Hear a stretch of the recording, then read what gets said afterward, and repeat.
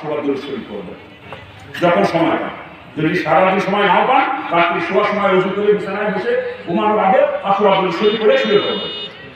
এই 500 দরুদ শরীফ পড়বেন, এটা আমি মাদানী স্পিচের তরফ থেকে আপনাকে সবক দিয়ে গেলাম। আর বাকি সবার মনে সবক আদায় করেন, ওই আমলই আপনার ঠিক থাকবে, ওই আমলই ঠিক, কিন্তু সাথে সাথে আপনি 500 দরুদ শরীফ পড়বেন। এটা মাদানী স্পিচের তরফ থেকে, আমার সাহেব দয়ের তরফ থেকে আমি ওনাকে ইজাজত দিয়ে গেলাম।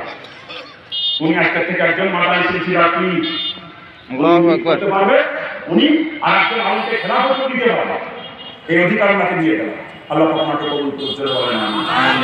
সবাই শুধু ঠিক আছে না ও আমি আকৃষ্ট করে বেড়ায়, তুই মুসলমান পরিচয় দাও, তোর মাইয়ে তোর বাবা ওই দোকান করে রাখলে তুই মুসলমান পরিচয় দাও, তোরে তো তোদের দাম পান, তুই মুসলমান আমার বলন তো তুই মুসলমান পরিস্থিতি তো নিয়ে ওরা মোকাবেলা তোমার রাস্তায় বেঁচে যাচ্ছে না।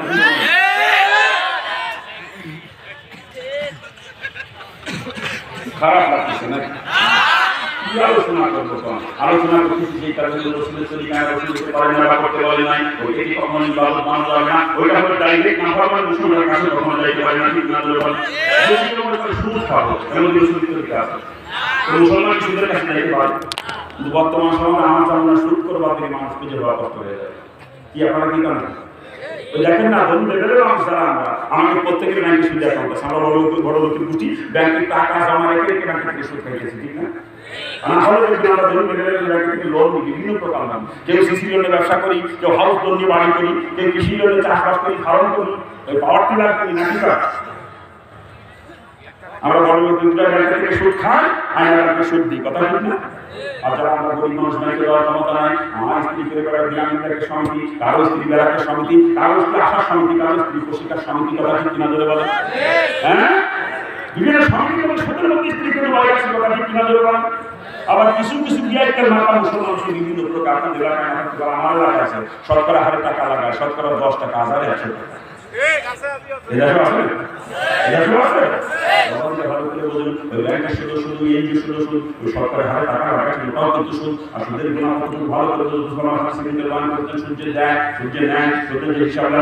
সুদের ব্যাপারে যদি কেউ সাক্ষী থাকে 40 গুণা হলো সমান। রসুল বলেন সুদের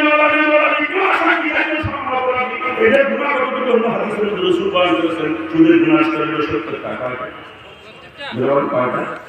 রসুল বলেন সুদের দ্বারা 70 প্রকার গুনাহ হয়, আর 70 প্রকার গুনাহ মধ্যে সবথেকে ছোট গুনাহ হচ্ছে যদি নারী হয়ে সুদ দেয় বা সুদ খায়, কাবা ঘরের ভিতরে নিজের জন্মদাতা পিতার সঙ্গে জিনা করার সমতুল্য গুনাহ হয়, চিৎকার দিয়ে বলেন নাউজুবিল্লাহ। আর যদি পুরুষ হয়ে সুদ দেয় বা সুদ খায়, ওই কাবা ঘরের ভিতরে নিজের গর্ভধারিণী মার সাথে জিনা করার সমতুল্য গুনাহ হয়, চিৎকার দিয়ে বলেন নাউজুবিল্লাহ। এই কাবা ঘরের ভিতরে নিজের মা বাবার সাথে জিনা করার গুনাহ হলো সুদের 70। সব শেষ করে দিয়ে হবে, হ্যাঁ আরে এক নম্বরের রাস্তায় মিথ্যে কথা বলছি, আমি কি বল আপনাকে আমার মন যা বলবেন তাই বলবো। প্রস্তাব করতে গেলে তো আবার ভিড়ে আসবে, কিন্তু ভিড়ে তো আসতেছে না, আসতে তো আসছে, আমি কি বলবো যা বলবেন তাই বলবো, শেষ করে দিয়ে আসবে, মানুষের ভালো লাগতেছে না। যদি সুস্বাদী ঘটনা ঘটনা ঘটে না করি কিন্তু আগ করি, আমি আগেই কইছি রসুলের হাদিস আর হাক্কুম কথা তিনটি, কথা কি তিনটা ভালো লাগে না, কিন্তু আমি ভালো লাগা যাওয়া পড়বো না কই দিছি কাজে লাগা ওয়াজ করবো।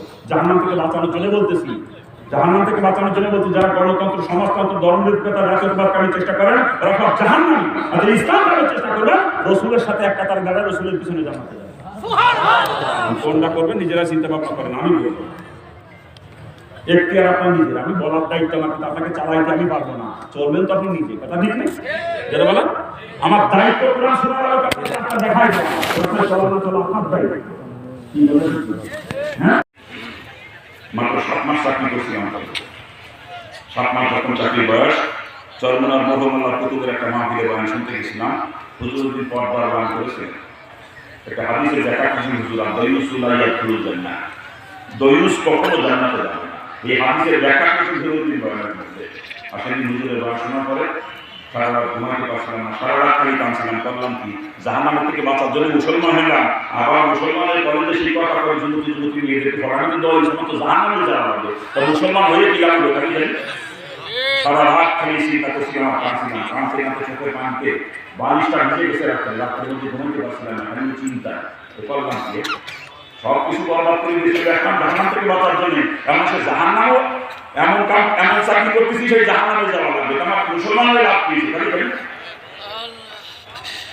ফজরের নামাজ পড়ে কাগজ কলম নিয়ে বসে রিজাইন লেটার লিখে লিখে অন্য লোকের মারফতে কলেজে পাঠা দিচ্ছি, নিজে কলেজে যাই না, কলেজ চাকরি শেষ, আমি না খাই বলে একটু প্রস্তুত, কিন্তু আমি ওই চাকরি করতে পারবো না যে চাকরি করে জাহান্নামে যাওয়া লাগে। চাকরি ছেড়ে দিলাম। এরপর আল্লাহ কুতুবের সঙ্গে পরামর্শ করলাম, আল্লাহ কুতুব পরামর্শ দিয়ে বাবা চাকরি ছেড়েই দিয়েছেন, আপনি যদি মেয়ে পাশাপাশি আপনি যদি আলেম হইতেন আমার মনে হয় আল্লাহ আপনাকে নিজ সুখের মত নিত। তখন আমি বলেছিলাম যে আমার জন্য দোয়া করেন, আল্লাহ আমাকে আলেম বানান দিয়ে খেদমত করা সুযোগ দেয়। আল্লাহ কুতুব চরমান মুশকিলের মিম্বরে বসা, আমি হুজুরের পায়ের কাছে বসা, ইফতারি একটু আগে রমজান মাসে তালিম করবে কিছু এই সময় আল্লাহ কুতুব মাথায় দোয়া করলেন, আমি দোয়া করে আল্লাহ আমাকে আলেম বানা, দিনের খালে ইনশাআল্লাহ করবো। মাসে দোয়া করে দিলে রোজার মাস বের হয়ে গেল। আমি সব মাসে মাদ্রাসা করছিলাম ঢাকা মিরপুরে, বয়স্ক মাদ্রাসা চেন অনেকে আপনার মাদ্রাসা বসা, ওখানে ভর্তি হয়ে যাওয়া পর্যন্ত পড়াশোনা করছে এখন 10 বছর। আমি নিজেও মাদ্রাসা করছি, আমার মাদ্রাসা আমি বলছিলাম 5 বছরের সব করছে, কিন্তু মাদ্রাসা করেছি লং করছে। আমার মাদ্রাসা দেওয়া হবে 14 বছর সময় লাগে। বর্তমান 3টা মাদ্রাসার পরিচালক, আমি 3টা মাদ্রাসা, একটা দাওয়া হাদিস পর্যন্ত সাথে হেফখানা রাখখানা সব আছে, একটা জামাতে কাফিয়া পর্যন্ত সাথে হেফখানা রাখখানা সবই আছে, আর একটা শুধু হেফখানা বন্ধুরানি। এই 3টা মাদ্রাসার পরিচালক আমি। আর 3টা মাদ্রাসার মধ্যে যে মাদ্রাসাটা কাফিয়া পর্যন্ত হেফখানা রাখখানা সহ কাফিয়া পর্যন্ত ওইটা আমার মরহুম সাহেবের নাম ফজলুল উলুম কওমিয়া বহুমুখী মাদ্রাসা। ওইটা পরিচালক আমি, কিন্তু খরচ খরচা বহন করে জেলা মুজাহিদ করি। ওইটা খরচ খরচা জেলা মুজাহিদ কমিটি বহন করে, কিন্তু পরিচালক আমি। আর যে 2টা মাদ্রাসা ওটা পরিচালক আমি, খরচ খরচা আমার ভালোই করে দোয়া করেন আল্লাহ পাক যেন কবুল করে আমাকে। আমি বললাম দুনিয়া করতে না ভুল বুঝবেন না, দুনিয়া কামাই করার জন্য মুসলমান হয়। আমার বাপের পান নাই, আমার বাপ কোটি কোটি টাকার মালিক, দেশের অন্যতম বড় শিল্পপতি আমার বাপ আছেন। সরকার গ্রুপ অফ ইন্ডাস্ট্রিজ নাম শুনছেন? সরকার গ্রুপ অফ ইন্ডাস্ট্রিজের মালিক কিন্তু আমার বাপ। আমার বাপের নাম নিত্য গোপাল সরকার। আমি সেই বাপের বললাম, আমার পূর্বপুরুষ জমিদার ছিল। আমাদের জমিদার ছিল 2টা, একটা হলো নলডাঙ্গা আর একটা হলো নলদী পরগনা। 2টা জমিদার ছিল আমার পূর্বপুরুষরা, 2টা জমিদার ছিল। আমি সেই নলদী পরগনার জমিদারের বংশধর। আমি দুনিয়া কামাই করার জন্য শুনি কসম খোদা, হিন্দু অবস্থায় করে হাদিস পড়তে পড়তে যখন জাহান্নামের ভয় অন্তর পয়দা হয়েছিল, ওই জাহান্নাম থেকে বাঁচার জন্য পাগলের মতো হয়ে গেছিলাম। কেমনে বাঁচবে আজাদ থেকে? আজাদটা আমি সহ্য করতে পারতাম না। তখন কিসের মা বাপ, কিসের আত্মীয় স্বজন, কিসের অর্থ সম্পদ, কিসের নেতৃত্ব কর্তৃত্ব, কিস সময় কাটতে রাখতে পারে না, সব কিছু লাথি মেরে ফেলে দিয়ে জাহান্নাম থেকে বাঁচার জন্য বের হয়ে চলে আসছে। শুধু জাহান্নামের ভয়কে ইসলাম গ্রহণ করছি, দুনিয়া কামাই করার জন্য না। দুনিয়া কামাই করতে আমার বাপের কম ছিল না, কি বলে? আবার মুসলমান হওয়ার পরেও যে টাকা আমি কামাই করছি এ পর্যন্ত চাইতাম আমি ঢাকায় বাড়ি করবো, গুলিস্তানের ঢুকে জমি কিনে কবে 10 তলা 15 তলা 20 তলা 25 তলা বিল্ডিং করতে পারতাম আমি।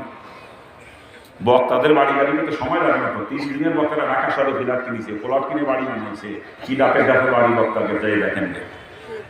আর আমি বাড়ি করছি আমার বাপের যে গ্রামের বাড়ি নড়াইলে, ওই বাড়ি থেকে 12 মাইল দূরে, একই থানার মধ্যে 15 শতক জমি কিনে একটা টিনের ঘর করে সেখানে আমি বসবাস করি।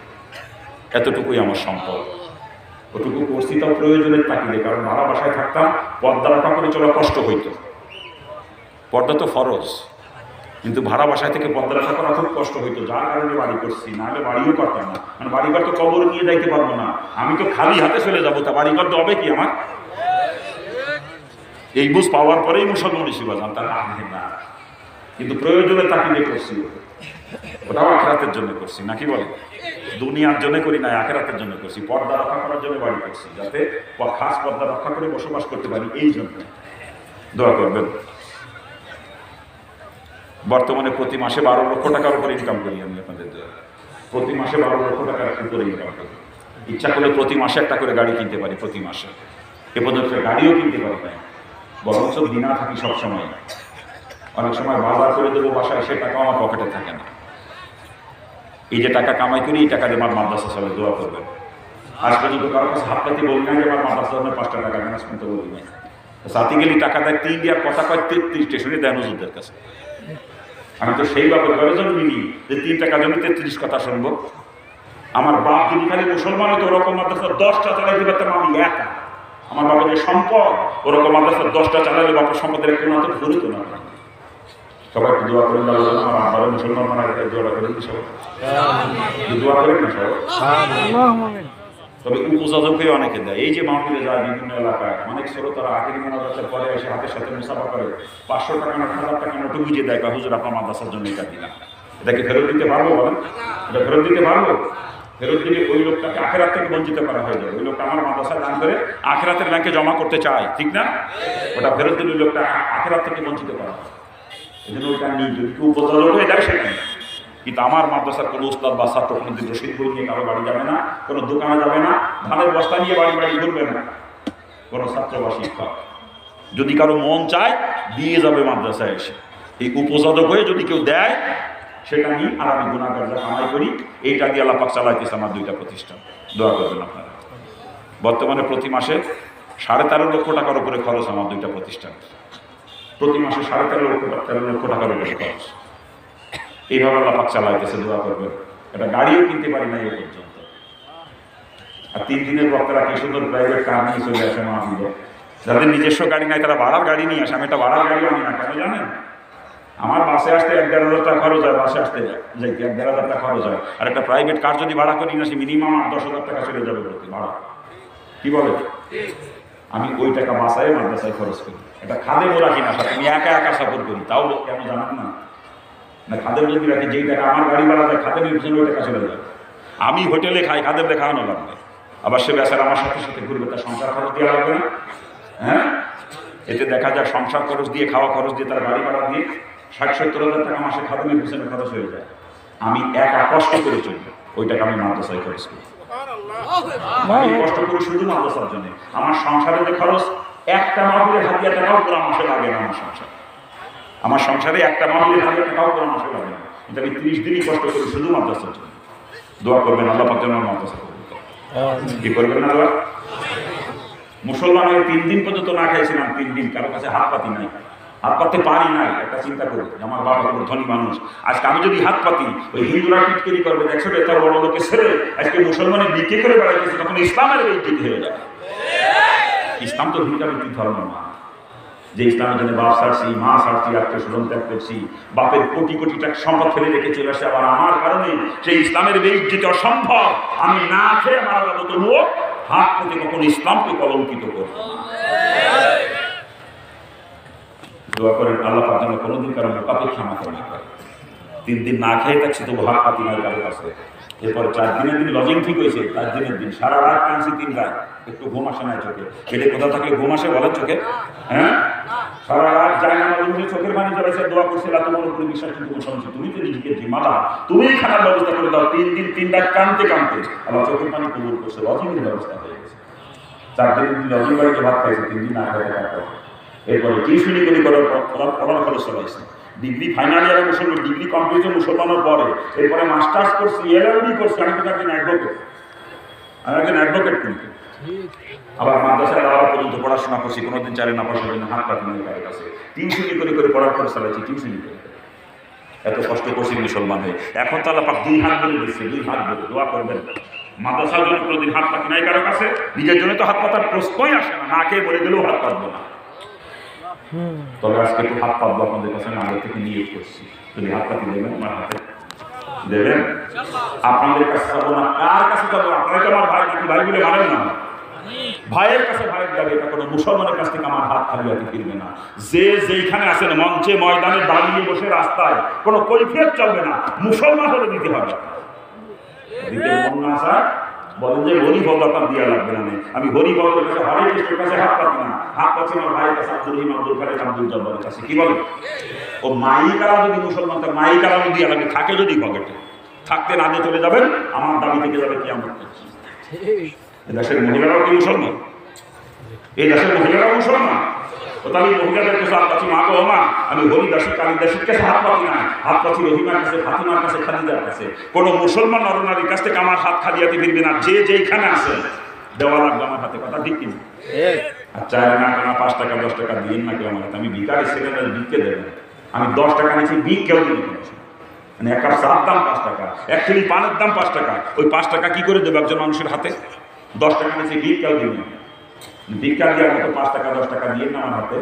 প্রত্যেকের পকেটের বড় নোটখানা দাবি আপনার কাছে। 1000 টাকার নোট যদি কারো পকেটে থাকে ওইটা আমার হাতে বের করে দিয়ে দেওয়া লাগবে। 500 টাকার নোট যদি পকেটে বড় থাকে ওইটা দাবি আপনার কাছে আমার। 100 টাকার নোট যদি পকেটে বড় থাকে ওইটা বের করে দেওয়া লাগবে। বড় নোট নয়, ছোট অনেকগুলো আছে, তখন একখানা দিলে চলবে না, কয়েকখানা মিলিয়ে দিতে হবে। আর যদি আপনার কাছে বেশি নাই থাকে, আসে মাত্র 2 টাকা, আপনার বেশি দেবেন কোথাতে? আপনার 2 টাকাতে শরীর হয়ে যেতে হবে, কি কারণ? হ্যাঁ, কিন্তু বড়খানা পকেটে রেখে কেউ ছোটখানা বের করার চেষ্টা করবেন না। আর কার পকেটে কোনটা বড় নোট আমি কিন্তু জানি না, আমার মাওলা কিন্তু ভালো জানে গায়েবের খবর, আমি জানি না, ঠিক আছে? আপনার পকেটে কি আসে না আসে আমি জানি নাকি? ও গায়েবের খবর জানা আমার কান না, আমার নবী জানতো না গায়েবের খবর, আমি জানবো কি করে? কান কিন্তু আমার মাওলা জানে না?